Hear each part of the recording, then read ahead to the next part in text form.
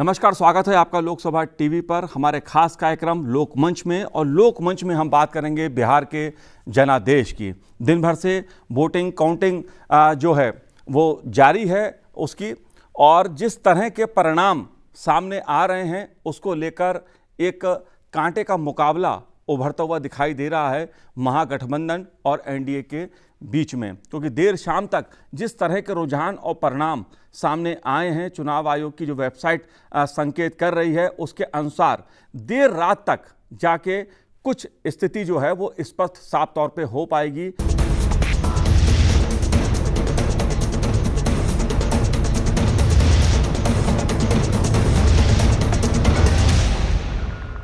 जो अभी तक की स्थिति है, जो अभी तक के रुझान हैं, उसको जानने के लिए सीधे आपको लिए चलता हूं अपने दो सहयोगियों प्रिया बैद और अमरेंद्र गुप्ता के पास।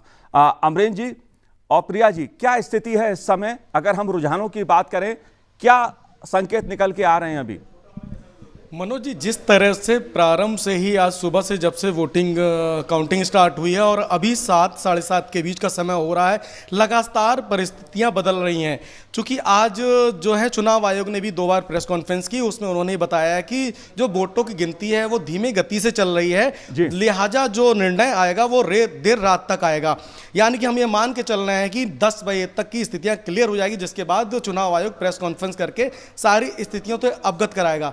लेकिन अभी तक जो मैं आपको कह रहा हूं कि सुबह जिस तरह से आरजेडी की महागठबंधन आगे हुई, उसके बाद फिर एनडीए बहुमत में आया, लेकिन वर्तमान में जो स्थिति है वो एनडीए और महागठबंधन में पीछे। प्रिया हमारे साथ हैं, वो आंकड़ा बताएंगे कि इस तरह का आंकड़ा है। प्रिया, जैसा अमरिंदर जी आपने कहा कि कट टू कट फाइट है, हाँ ये बात तो सच है कि जैसा इस बार बिहार विधानसभा में दिख रहा है कि एनडीए और महागठबंधन जो है दोनों कट टू कट फाइट में है। मैं साफ तौर पे ये कहना चाहूँगी कि बिहार का बिग बॉस कौन बनेगा, इसका नतीजा जो है वो कुछ ही घंटे पे आ जाएगा। जो बिहार विधानसभा की जो टोटल सीट है वो 243 सीट्स है, जिसमें बहुमत के लिए 122 सीट चाहिए, जिसमें एनडीए अलायंस जो है अभी 119 सीट में, जो अभी नतीजे ट्रेंड जो अभी आ रहे हैं उसमें 119 सीट पे आगे चल रही है, और महागठबंधन जो है 116 सीट पे आगे चल रही है। तो ये देखना बहुत दिलचस्प होगा कि क्या नीतीश कुमार फिर से मुख्यमंत्री बनते हैं या फिर तेजस्वी यादव का तेज जो है वो बिहार में फिर से देखने को मिलता है। जिस तरह से प्रिया ने बताया 119 और 120 का जो आंकड़ा है मनोज जी, उसमें मैं बता दूं कि अभी तक जो सीट जो चुनाव आयोग ने क्लियर कर दी है उसमें 88 सीटों पे एनडीए ने जीत हासिल कर ली है, जबकि महागठबंधन 85 सीटों पर है। और नंबर 1 पार्टी के तौर पे अगर देखा जाए बिहार में, तो अभी तक 78 सीटों पे आरजेडी नंबर 1 पार्टी है। इस वक्त अभी बदला है, थोड़ी देर पहले सिनेरियो में कह रहा था ना कि पल पल बदल रहा है, तो 78 सीटों पे आरजेडी है और 72 सीटों पे बीजेपी है। लेकिन जो सबसे बड़ा जो नुकसान है वो है जेडीयू का। जेडीयू इस वक्त जो है, मैं जिस समय आपसे बात कर रहा हूं, 40 सीटों पे है। यानी कि अभी तक का जो आंकड़ा देखा जाए 20 से 22 सीटों पर जेडीयू को नुकसान होने वाला है। अगर हम पूरे चुनाव प्रचार की बात करें, क्योंकि निर्णय बदल रहा है मनोज जी, बहुत अहम चुनाव है, कोरोना काल में बिहार का चुनाव है, लोगों ने जो वोट दिया है वो बदलाव के नाम पे दिया है। जिस तरह से मोदी जी ने जाके बिहार में चुनाव की रैली संभाली, तो उससे कहीं ना कहीं जो स्थिति जेडीयू की है वो उससे भी ज़्यादा नीचे जा सकती थी। लेकिन मोदी जी ने जो 12 से 15 जो रैलियां की हैं उसमें हर बार सिर्फ उन्होंने यही कहा कि बिहार में बदलाव जो है वो चाहिए रोजगार के लिए। बिहार में जो चीज़ें केंद्र से जो जा रही, केंद्र की जो योजना है, सड़क चाहे बिजली हो, पानी हो, या महिलाओं के लिए गैस हो, वो सारी चीज़ें बिहार में केंद्र की योजनाओं के माध्यम से पहुंच रही हैं। और जो बिहार की जनता है उसकी नाराजगी भी यही थी कि नीतीश कुमार ने इस कोरोना काल में जो बिहार से बाहर से जो माइग्रेट होके मजदूर आए थे बिहार में, उनके लिए अमरेंद्र जी, प्रिया बैद लगातार जो सीमांचल का इलाका है उस पर नजर रखे हुई थी, और लगातार जो वहां के संकेत परिणाम सामने आ रहे थे उसका विश्लेषण वो कर रही थी। मैं देख रहा था न्यूज रूम में। सीमांचल के क्षेत्र में ओवैसी जी की पार्टी को करीब 5 सीटों पर बढ़त है। ये क्या संकेत है? क्या मुस्लिम वोटों का ध्रुवीकरण इस तरह हुआ कि उन्होंने आरजेडी को भी वोट नहीं दिया और ओवैसी जी की पार्टी को चुना? इसके क्या मायने हैं? प्रिय, सीमांचल वाली जो पार्टी है वो सीमांचल में जिस तरह से असदुद्दीन ओवैसी का 5 सीटों पे बढ़त है, उसके किस तरह के मायने देख रही हैं आप? देखिए, सीमांचल वो बेल्ट है बिहार का जिसपे मुस्लिम बाहुबली क्षेत्र है। किशनगंज हो जिसमें 73% जो है मुस्लिम पॉपुलेशन है, ठाकुरगंज की बात करें, बहादुरगंज की बात करें, अररिया की बात करें, ये सब जो है मुस्लिम बेल्ट है जो सीमांचल बेल्ट कहा जाता है। इसमें एक पहले जो है महागठबंधन का राज हुआ करता था और अब इस बार हमने ये देखा है कि ओवैसी की पार्टी AIM ने जो है ये 5 सीट पे जो है लीड बढ़ाई रखी है कायम को। बस किशनगंज ही ऐसा सीट है जिसमें कांग्रेस आके चल रहे हैं। इसके अलावा बहादुरगंज, आमोर, बैसी, ये सारी सीट पे जो है वो AIM जो है वो सीट जीत चुकी है।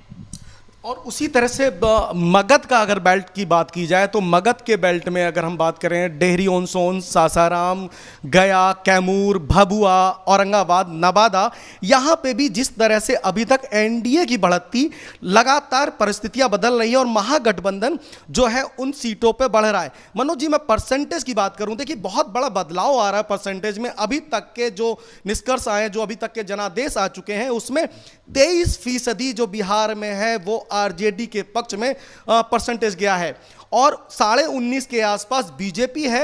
और उसके अलावा अगर हम बात करें तो जो JDU है उसका परसेंटेज काफ़ी नीचे जाके 15% तक आ गया। तो कहीं ना कहीं जो परसेंटेज है वो भी बदल रहे हैं, लेकिन समय से जिस तरह से स्थितियां बदल रही हैं वो एक अहम है।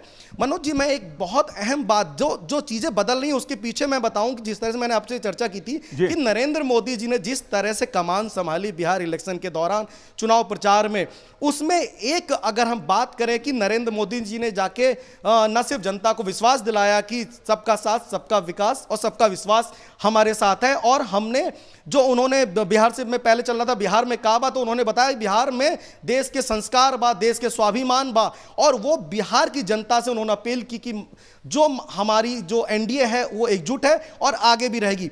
दूसरी एक अहम चीज जो है, जिस तरह से तेजस्वी यादव के तेज में आप देख रहे हैं कि उछाल आया, उसके पीछे अगर एक पत्रकार के तौर पे मैं एनालिसिस करूं तो उसमें यह है कि जिस तरह से तेजस्वी ने लगभग 15 दिनों में, चुनाव से पहले 15 दिनों में 150 ताबड़तोड़ रैलियां की, उसमें पर डे उन्होंने 10 से 12 रैलियां की और किसी दिन तो 19 से 20 रैलियां की। उसमें उन्होंने युवाओं को जो आह्वान किया, उन्होंने कहा कि एक कलम से 10 लाख रोजगार देंगे, कोरोना से जो लोग वापिस आए हैं, जो मजदूर, उनकी व्यवस्था करेंगे। तो एक तेजस्वी के बारे में अगर कहा जाए तो कहीं ना कहीं उन्होंने भविष्य के नेता के तौर पे, यानी कि न सिर्फ लालू की जमीन और रावड़ी की जमीन को मजबूत करने का काम किया, बल्कि लालू और रावड़ी की छवि से अलग हटकर अपनी एक नई छवि के साथ अपनी मौजूदगी दर्ज की है। और जो ये परिणाम है महागठबंधन के, उसमें अगर सबसे बड़ा योगदान अगर देखा जाए तो RJD के तेजस्वी यादव का है। इसमें एक गलती तेजस्वी से यह हो गई कि कांग्रेस को उन्होंने सीटों में ज्यादा बढ़त दी, जिसकी वजह से नुकसान हुआ, वरना जो ये फाइट है और तगड़ी मानी जा सकती थी। तो तेजस्वी भविष्य के नेता के तौर पे तो स्थापित हो चुके हैं, और नीतीश कुमार जी बिल्कुल थी, जो लोकल मुद्दे थे उनको उन्होंने कैश किया है। लेकिन मैं जैसा आपको बता रहा हूं कि पल पल बदल रहा है, मुकाबला कड़ा है, NDA जीत के बहुत करीब है, जादुई आंकड़ा कई बार पार कर चुकी है। अमरेन जी, आप और प्रिया जी लगातार जो बदलाव हो रहा है रुझानों में, परिणामों में, उस पर निगाह रखें। हम आपके पास फिर से लौटेंगे।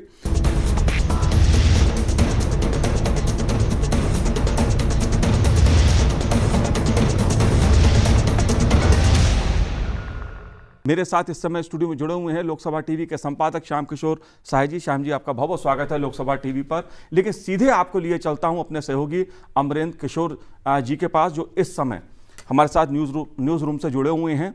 अमरेंद्र जी, मनोज जी, अभी तक की स्थिति क्या है? क्या स्थिति में बदलाव हुआ है या रुझान क्या कह रहे हैं? मनोज जी, प्रारंभ से ही अगर बात करें तो सुबह से ही रुझान में बहुत अप एंड डाउन की स्थिति चल रही है।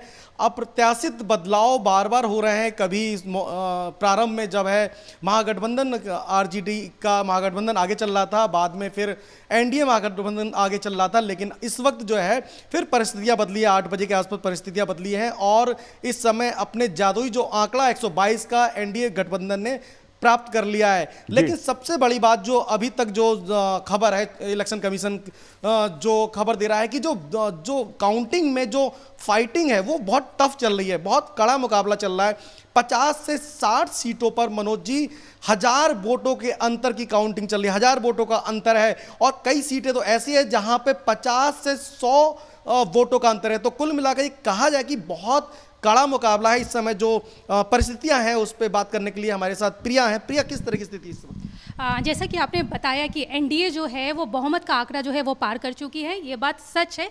जो अभी जो ट्रेंड आई है उस पर साफ तौर पे दिख रहा है कि एनडीए जो है वो 125 पे जो है सीट पर आगे है, महागठबंधन जो है 110 सीट पर आगे है। बट कुछ देर पहले तक की अगर हम बात करें तो महागठबंधन जो है एक बहुत अच्छी फाइट दे रही थी एनडीए को, लेकिन अभी का जो नतीजा है, जो ट्रेन की बात है, उसमें जो एनडीए जो है वो सरकार बनाते हुए दिख रही है। नीतीश कुमार के आवाज़ पे जो है बीजेपी के नेताओं का आना शुरू भी हो गया है, शुभकामनाएं भी देने शुरू कर दी है। बट इलेक्शन कमीशन की तरफ से अभी जो प्रेस कॉन्फ्रेंस हुए हैं, लेटेस्ट प्रेस कॉन्फ्रेंस, उन्होंने कहा है कि देर रात तक जो है ट्रेंड जो है वो आते रहेंगे, उसमें थोड़ा और समय लग सकता है। तो कहीं ना कहीं जो है अभी भी टाइम है। तेजस्वी यादव का कहीं ना कहीं तेज जो है इस बार बिहार में साफ देखने को मिला है। इस बार आरजेडी की तरफ से अगर कोई एक चेहरा अगर रहा है तो वो तेजस्वी यादव का ही चेहरा रहा है, जो महागठबंधन को 110 सीट पे पहुंचा दिया है। ना यहाँ इस बार लालू यादव थे, ना राबड़ी देवी थे, बस एक ही चेहरा था, वो तेजस्वी यादव का चेहरा था। तो कहीं ना कहीं जो है नतीजा क्लियर है। ट्रेंड की अगर हम बात करें, सरकार एनडीए बना चुकी है, बट एक जो ऑफिशियल घोषणा की अगर हम बात करें तो वो इलेक्शन कमीशन के प्रेस कॉन्फ्रेंस के बाद ही हम कर सकते हैं। जिस तरह से इलेक्शन कमीशन ने आज दिन में 2 बार प्रेस कॉन्फ्रेंस की, अभी थोड़ी देर पहले भी चुनाव आयोग ने प्रेस कॉन्फ्रेंस करके ये बताया कि वोटों की गिनती धीमे स्तर से चल रही है। लगभग मुझे अंदाज जो है 9 से 10 बजे तक जो निष्कर्ष पूरे आ जाएंगे और 11 बजे प्रेस कॉन्फ्रेंस कर सकती है चुनाव आयोग। यानी कि कुल मिला के परिस्थितियाँ बदल रही है। कभी एनडीए बहुमत में आती है, कभी महागठबंधन बहुमत में आती है, लेकिन वर्तमान में एनडीए बहुमत में है और बीजेपी नंबर 1 की पार्टी बनती दिख रही है। लेकिन इसमें जो कद घटा है वो नीतीश कुमार का घटा है, नीतीश कुमार की पार्टी का घटा है। थोड़ी देर पहले जब बात कर रहे थे हम आपसे, तब 40 सीटें थी और इस समय 42 सीटों पे नीतीश कुमार की जेडीयू जो आगे चल रही है। जो अभी आपको मैंने बताया कि 126 में से जो डिक्लेयर सीटें हैं वो 88 सीटों पर एनडीए ने जीत हासिल कर ली है और 86 सीटों पर जो महागठबंधन की आरजेडी है, महागठबंधन की जो सीटें हैं वो 88 सीटों पर जीत हासिल हो चुकी है।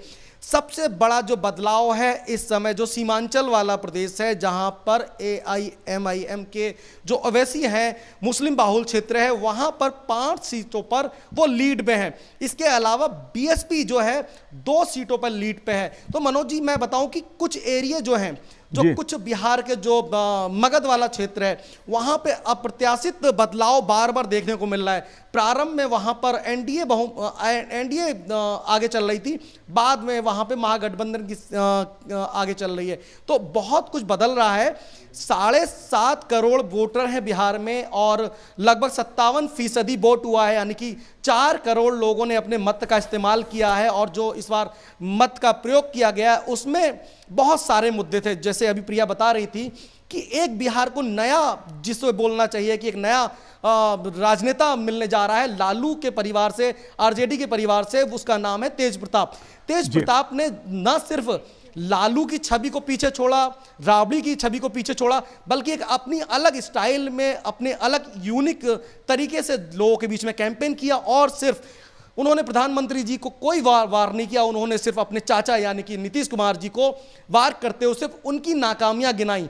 उन्होंने गिनाया, रोजगार की बात की, उन्होंने बेरोजगारी जिस तरह से बढ़ रही है उसकी बात की, कोरोना से जो मजदूर जो बेघर हो गए हैं, जो बिहार में आए थे और जो वर्तमान सरकार के होते जो उनके साथ दुर्दशा, उसकी बात की। कहीं ना कहीं उनका कद बढ़ा है। लेकिन जिस तरह से मोदी जी ने कैंपेन किया, जिस तरह से मोदी जी ने जनता को, बिहार की जनता को विश्वास दिलाया कि उनके साथ केंद्र की सरकार है, उनके साथ हर योजना है, और बीते 15 सालों में अगर जो विकास की बात है तो विकास बिहार में हुआ है। और वही विकास को आगे ले जाने के लिए एनडीए की सरकार का बनना बहुत जरूरी है। इस बात को विश्वास दिलाया जिससे बहुमत कहीं ना कहीं एनडीए के पक्ष में जाती है। अमरेन जी, प्रिया जी से जरा ये पूछिए कि चिराग पासवान की जो पार्टी है उसने कितना नुकसान पहुंचाया जेडीयू को और कांग्रेस की स्थिति क्या है? प्रिया, जिस तरह से चिराग पासवान एलजेपी में है और पहले एनडीए के साथ थे, अभी बिहार में अलग चुनाव लड़ रहे हैं, क्या स्थिति है, कितना नुकसान पहुंचा पाए और अपने लिए क्या कर पाए, और कांग्रेस कहां पर देख रही हैं आप? देखिए, जिस तरह से अगर चिराग पासवान की अगर बात करें, एलजेपी की बात करें, चिराग पासवान ने साफ तौर पे ये कहा कि उनका जो है एक तरह से मनमुटाव है जेडीयू को लेकर। जेडीयू के जिस तरह से वो पक्ष रखते हैं, अपनी बात को रखते हैं, उसमें जो है एलजेपी की जो है सहमत नहीं रहती है। यही कारण था कि एलजेपी जो है वो साफ तौर पर जो है वो एनडीए से जो है अपने नाते अलग कर दिए। बट एलजेपी जो है वो जेडीयू के अगेंस्ट अपने हर जगह वो अपने उम्मीदवार को उतारे। वो कुल मिला के 124 जगह जो है अपने उम्मीदवार को उतारे थे, जिसमें 2 या 3 सीट पर ही अभी वो एलजेपी जो है वो आगे बताया जा रहा है। लेकिन एलजेपी ने जो है साफ तौर पे ये भी कहा कि प्रधानमंत्री नरेंद्र मोदी ही उनका चेहरा रहेगा, उन्हीं के कद पे वो चलेंगे। एक तरह से जो कहते हैं ना, वो हनुमान जी का जो है वो रोल जो है वो तेजस्वी यादव ने प्ले किया। बट एक तरह से कहीं ना कहीं अगर मैं वोट बैंक की बात करूं तो ये एलजेपी ने जो है बीजेपी को ही फायदा पहुंचाया है इस बिहार के चुनाव में। कहीं जगह ऐसा हुआ है कि एलजेपी के लड़ने के वजह से जो है जेडीयू का वोट परसेंटेज जो है वो कम हो गया है, और वहीं दूसरी तरफ जो है बीजेपी के जो है वोट परसेंटेज में है इंक्रीज जो है हमें देखने को मिला है। और जिस तरह से मनोज जी आपने कांग्रेस की बात की, तो कांग्रेस के साथ तो देखिए कहीं भी नेतृत्व की कमी थी, बिहार में कोई कद नहीं था। जिस तरह से आरजेडी ने कांग्रेस के साथ गठबंधन किया, महागठबंधन, ये कह सकते हैं कि उनकी एक बड़ी गलती भी मानी जा सकती है। हम जब आगे चुनाव का परिणाम आएगा तो निष्कर्ष निकलेगा कि 20 सीटों पे वो कांग्रेस समय बिहार में है, और जो वोटिंग परसेंटेज है बिल्कुल 9%, यानी 9% कांग्रेस का वोट परसेंटेज है, और 23 से 25% के बीच में जो वोट है वो आरजेडी को आया है। बीजेपी जो है 20-21। अमरेन जी, आप स्थिति पे नजर रखें, जिस तरह से संकेत और रुझान आ रहे हैं उस पे नजर रखें। मैं फिर लौट के आपके पास आऊंगा।